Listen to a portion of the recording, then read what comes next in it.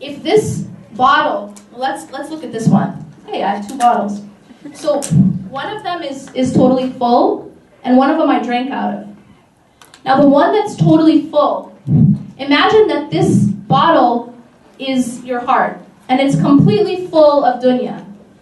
It's completely full of all these other loves, all these other attachments. And we ask ourselves, why can't I feel close to Allah?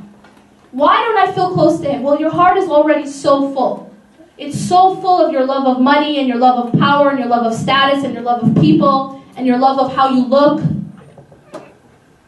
and your love of what society tells you to wear instead of what Allah tells you to wear. That's what it's full of. So there's no space left. Okay? But if there's a little bit of space, the more space there is, the more you can fill with Allah subhanahu wa ta'ala. But it works the other way too. The more the heart is full of Allah, the more you fill your heart with the remembrance of Allah, the less space there is for dunya, the less space there is for these other things. So the answer to your question of how do I remove these things from my heart, the easiest way to remove it is fill it more with Allah.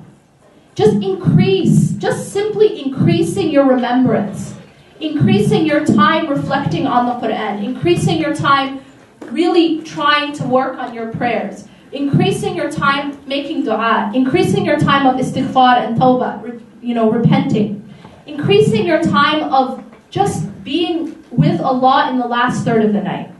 Just you and Allah alone, making dua, praying, asking for forgiveness. Be around those people who remind you of Allah. Please don't be around the people who take you away from Allah as much as possible. Surround yourself with those who remind you of Allah. Have a regular time if you don't already have a halaqah, make a halaqah. It's so important that you have a regular time to just come together and remember Allah subhanahu wa ta'ala.